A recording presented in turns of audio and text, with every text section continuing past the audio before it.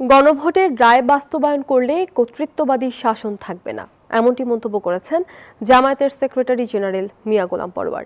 সকালে খুলনা প্রেস ক্লাবে মহানগর জামায়াতের যুব সম্মেলনে বক্তব্য রাখেন তিনি। বলেন, সরকার জুলাই সনদ বাস্তবায়ন নিয়ে দ্বিচারিতা করেছে এবং জনগণের সাথে দেওয়া ওয়াদা ভঙ্গ করেছে। বিএনপি ক্ষমতায় এসে চাঁদাবাজি, মাস্তানি, লুটপাট ও মাদক সিন্ডিকেটের নেতৃত্ব দিচ্ছে বলেও মন্তব্য করেন তিনি। Bashundhara public school and college 2026 শিক্ষাবর্ষে ভর্তি চলছে।